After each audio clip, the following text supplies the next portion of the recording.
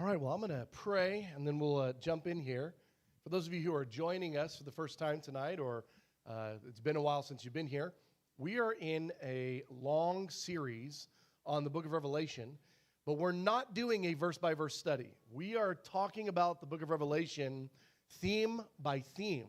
So one good thing about that is you can come in at any point in this study, and any one message could be a standalone message, but they're all connected to the book of Revelation. It's all our effort as a community to try to really get to know the book of Revelation so that it would not be a strange, far-off, foreign idea, but that the 22 chapters of the book of Revelation would make sense to us, that we would have clarity about them because we've been staring at them long enough and deep enough to understand what's going on in the book. And so that's what you found yourself in tonight. And I'm going to pray, and we'll jump in. Father, I ask you tonight for help. Lord, you know my weaknesses. And I ask you, God, that even in light of whatever communication comes out tonight, I pray that you, Lord, would speak, that you would make things clearer. And so, God, I lift up tonight to you, and I ask you, God, to speak through me in Jesus' name. Amen. The book of Revelation, session 52, supernatural light and darkness sequence. What the heck? What did I just say? Supernatural light and darkness sequence in the book of Revelation. We are going to look at the strangest thing where God goes over to the light switch and he turns it off and then on and off and on and off and on and off and on all throughout the book of Revelation. Specifically on the planet. There's going to be very interesting supernatural. So I want us to catch that. It is supernatural. It's both light and it's darkness, and it's a sequence. So it's not just that it happens once, it happens repeatedly in the book of Revelation. And that is if that's a new idea to you, that might be a very strange idea. But what we're trying to do in our approach to the book of Revelation in this series is to really gain some understanding. And so if it turns out that the lights go on and off multiple times in the book of Revelation, we would want to have enough understanding about those to have thought it was all the same event over and over again. We would want to have known those verses and the nuances of those passages well enough to understand what's actually happening. And so that's what we're doing.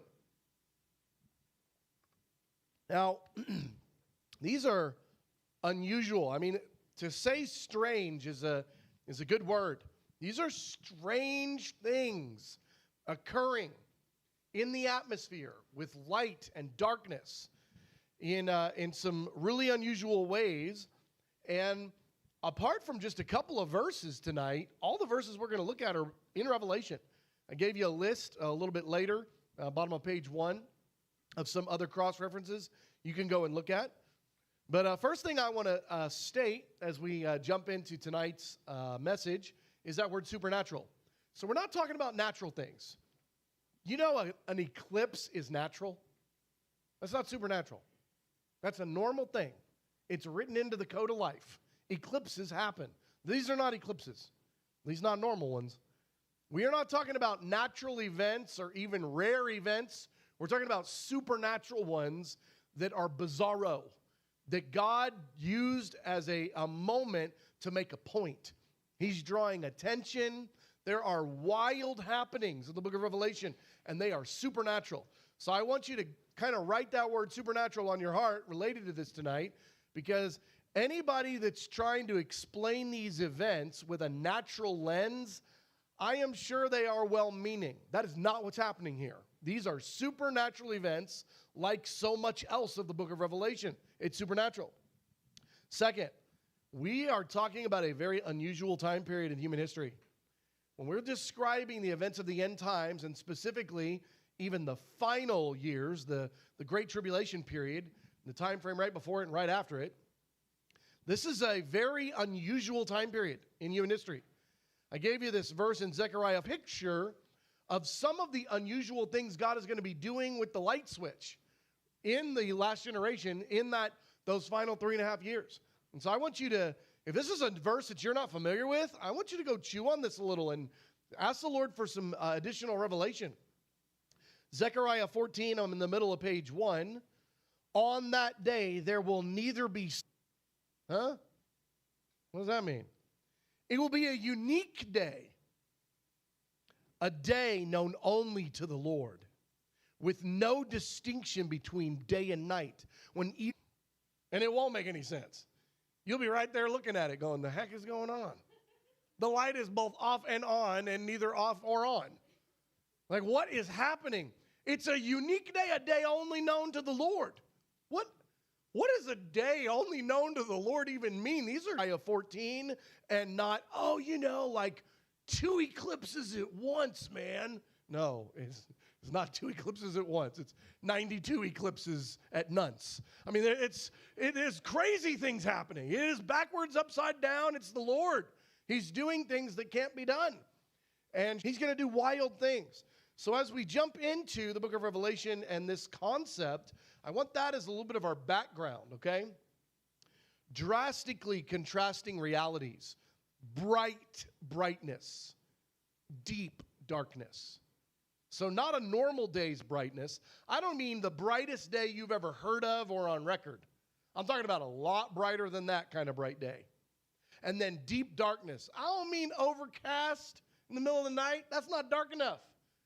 Deep darkness. We are talking about very unusual days.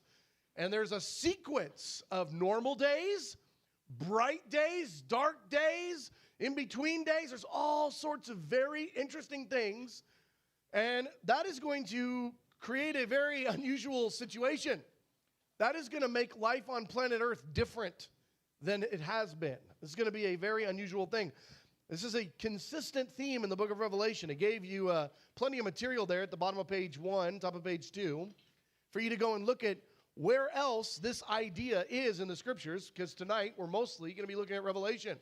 But as I've said before, and this is not something you're kind of thinking about as you read through the word, it would be good for you to catch this.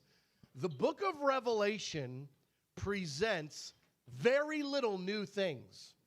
It's mostly Old Testament ideas, prophecies, passages. However, there's more clarity given on those details in the book of Revelation. So the book of Revelation doesn't tell us about too many new things, but it gives a lot of illumination on things that we already have Bible verses on. And the of these things we're going to be looking at tonight, but you don't have the whole storyline like you have in the book of Revelation. Part E, top of page 2. These are going to be happening in the sky and on the earth. It's really interesting the way that the Lord weaves these things together. Some of these events are more focused in the atmosphere. Some of these events are more focused on the earth, related to it being really dark or it being really bright. But whatever the case, whether it happens in the atmosphere or on the earth, it will impact life on the earth. So whether it's happening in the up or on the down, either of the things I want to point out that you would just, I think, be good to review in your own time is the pains related to the duration of these things that happen.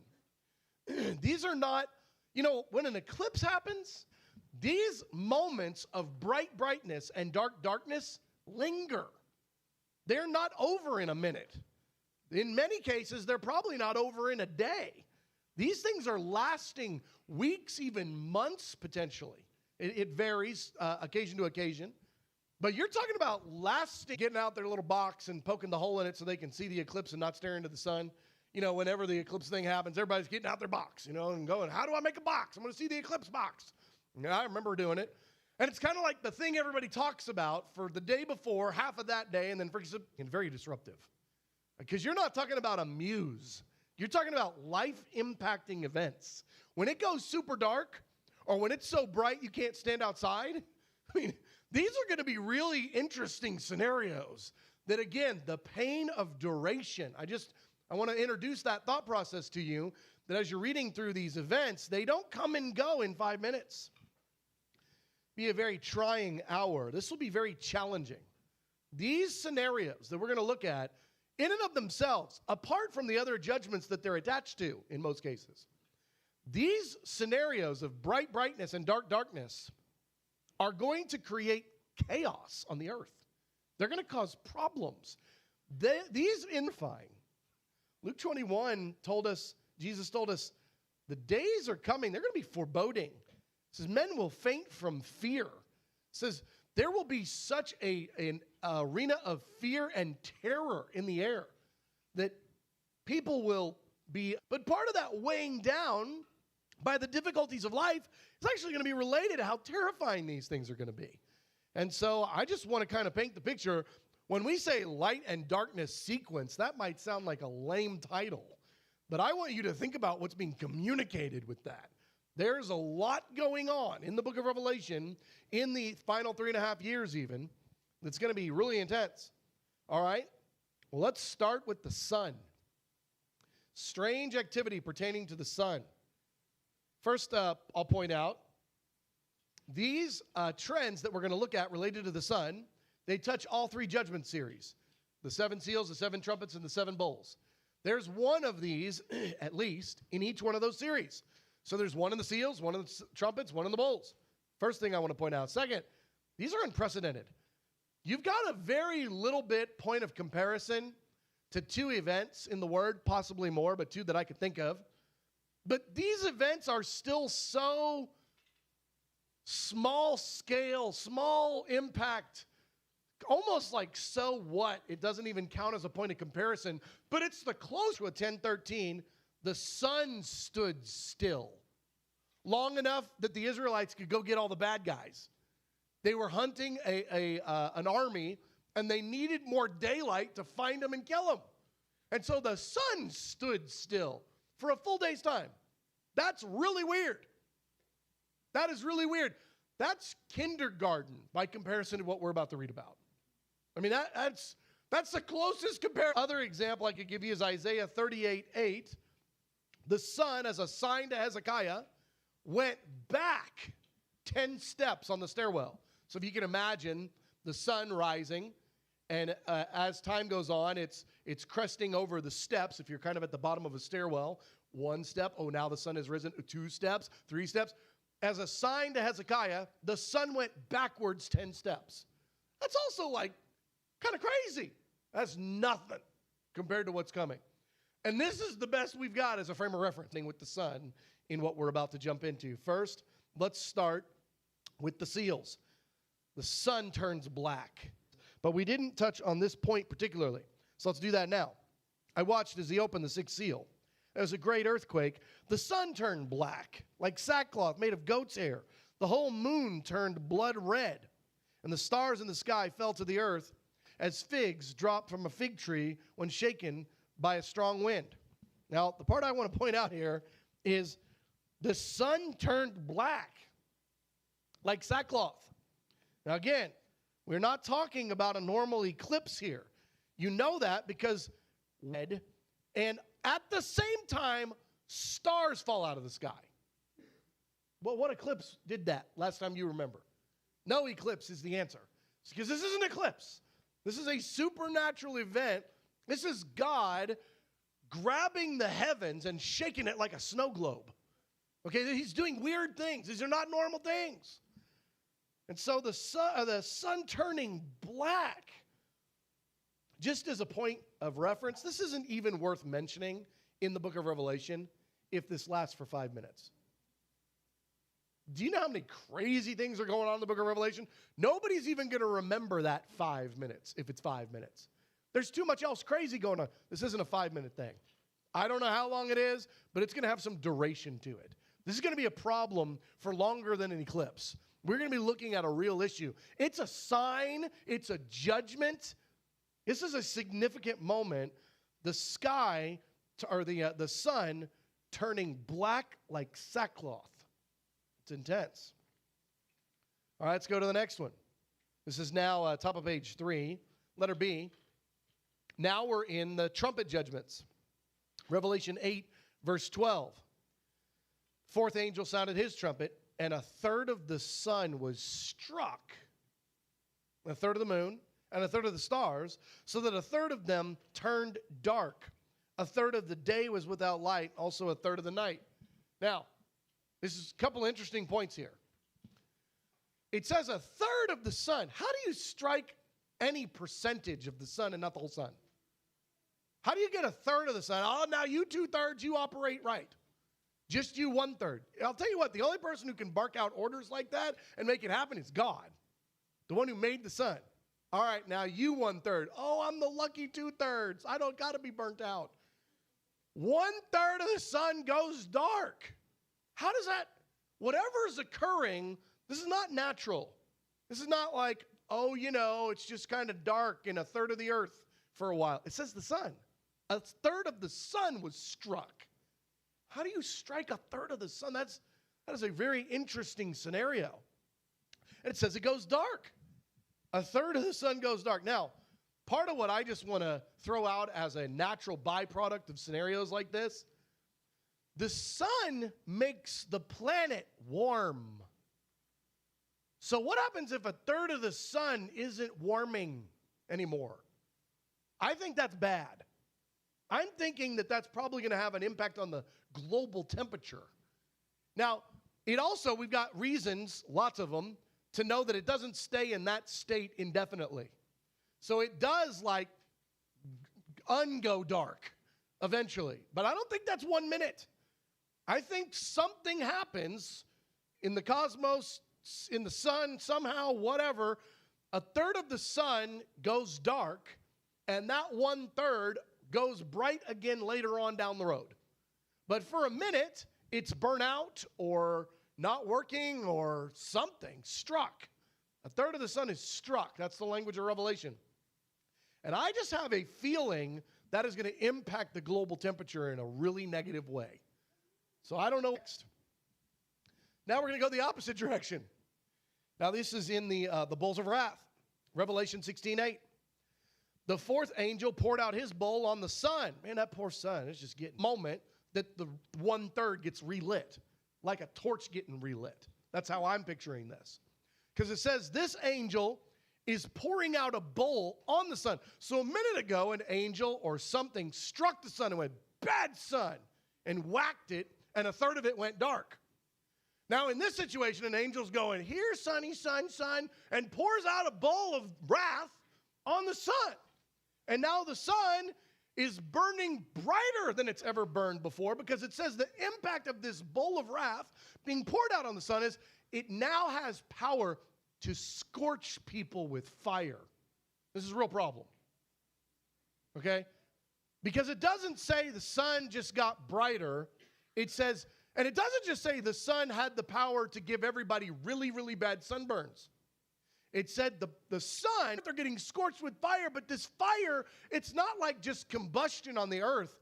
It's scorching from the sun. So somehow now we've gone from 1/3 of the sun being dark and the temperature dropping, in my opinion, to now the temperature on the earth, no doubt rising, but also some form of crazy solar flares, where the sun is now has the capacity somehow to scorch people on the earth with fire. It doesn't say with sunburns. It doesn't say fires break out miraculously on the earth, though I think that could probably happen too. It says the sun scorch people with fire. So if we're going to be true, okay, I'm thinking now we got the opposite problem. So a minute ago it was getting kind of chilly, and now everybody's running around in their skippies, and they're still hot. Because the sun is burning brighter, and it's also scorching people with fire. This is really intense. And a brighter sun, I don't know how all those details work, but somehow a brighter sun is going to be the picture. Okay? Then there's an angel standing in the sun in Revelation 19. Now, I just put this one on there because I think this is going to be an interesting eclipse-like moment. Okay? I don't know how else to describe it. But it says this angel is standing in the sun. So what I'm picturing somehow, I don't know that I'm thinking it's actually, it doesn't say on the sun, it says in the sun. So I don't even know what that means, okay? But what I'm picturing, and maybe this is the wrong picture, is an angel-shaped eclipse, almost like a silhouette. This angel is standing in the sun, and it's so big that you're able to see the angel. It's like the sun is hidden behind the angel, I'm guessing. I don't know exactly what this will look like. But it's such a picture. This angel calls out to all the birds of the earth to come and gorge themselves on the flesh of all those that just died in the battle for Jerusalem, commonly spoken of as the Battle of Armageddon. Okay? That's pretty intense. I'm just picturing it related to the sun's activity as what would appear to be an eclipse. I mean, that's how the way I'm reading it, and maybe that's incorrect. Next, 16:8, and the sun was allowed to scorch people with fire. Bad. Well, in Revelation chapter 7, verse 16, we're told about the sun's activity in the next age under the leadership of Jesus. It says, scorching heat.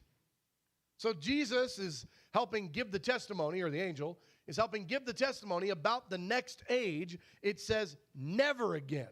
Man, that's really good news. Can you just imagine there's all these people who are like, hey, remember that time the sun freaked out? Ever again. It'll be normal. How do you know? Because Revelation 7:16 says so. Or will the heating of the atmosphere, global warming or no global warming, that will no longer be an issue. The subject of scorching heat will not be the realities of heaven and hell touching earth. Now, all right? So heaven bright, hell dark. Like heaven, the heaven, the real one. And what hell is open to earth is exactly what you would think.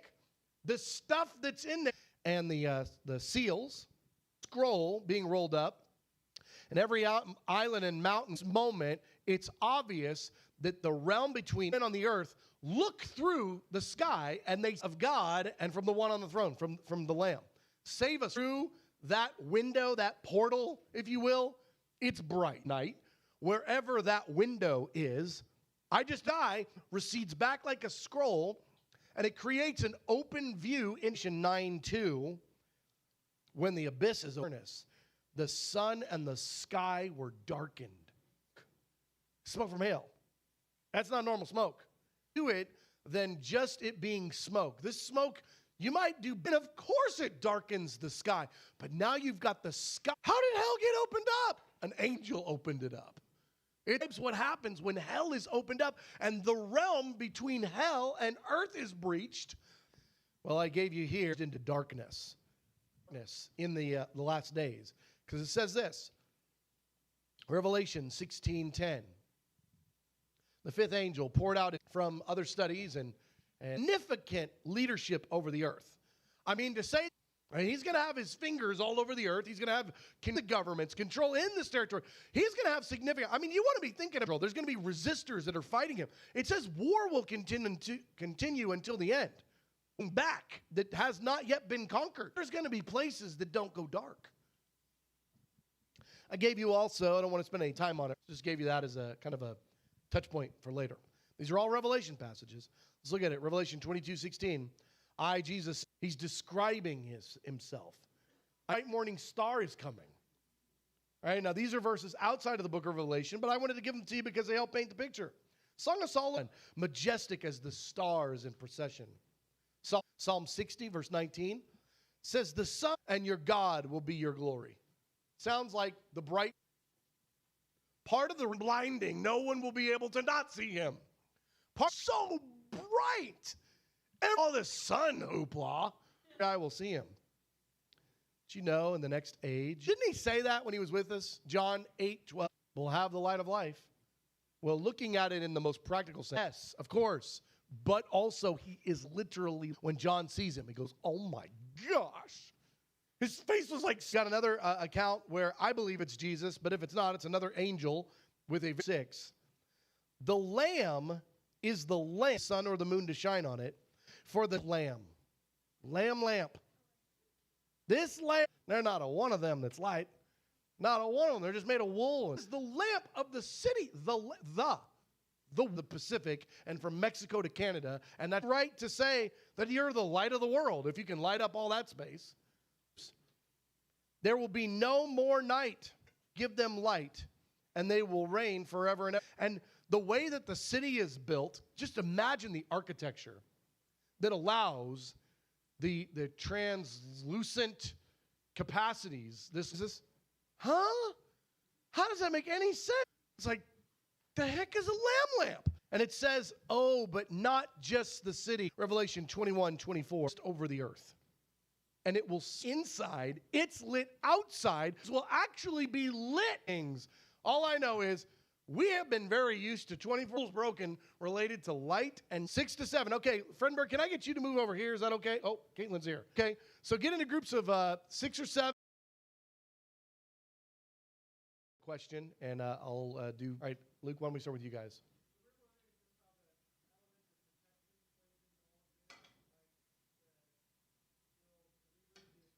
Yeah, saints get sealed. We work for the saints. I'm not the saints from the judgments will protect that verse in Revelation 16. Clear, God has the ability to say dark, no dark judgment. That one spells it out pretty clear. The provision of the okay, you just want to be anywhere on the planet being of the Lord of what to do, what not to do. Third series, that is the bowls of wrath, longer experiencing things in the natural. We're not going to be experiencing those seals. The saints aren't sealed and aren't experiencing most profound time frame of protection for the saints is going to be in the second judgment series to go back and listen to the message that we did. The saints are sealed during the first judgment series. As far as the specifics of what's it going to during the bowls, the way that the saints are real, the seal of God in Revelation 7 is going to be a real deal, and it's aimed at the trumpet judgments. So that'll be the most significant difficulties that we are here for in our natural bodies. Great question. There is such a thing under these set of circumstances. God has made humanity part of the reason that there's different than the last one is to keep the human race off kilter. I think one of the greatest, because let's just get used to it. Everybody settle in. Of the human race related to how often in reverse, and that is how trying to have about life different than the conversations the lost will be having. And don't forget to come back. I think the answer is just different. I think it's the other direction. Question. You know I'm in for it. This is going to be one I'm going to have to think about. I can feel it. I can feel it. Yeah, okay. Here we go. We're Genesis. We didn't start the fire.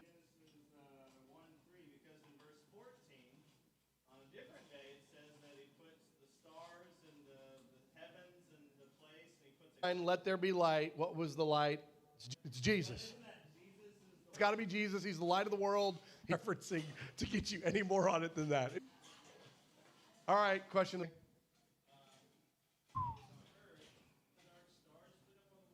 So, great question. But Jesus has got a kingdom to run, doing something on the earth. What has source from God?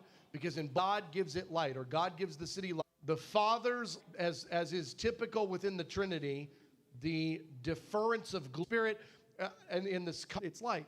So because Jesus, some of the best questions we've ever had so that we could continue to ignite. We know there's a blessing if we study it, meditate on it, pray about it.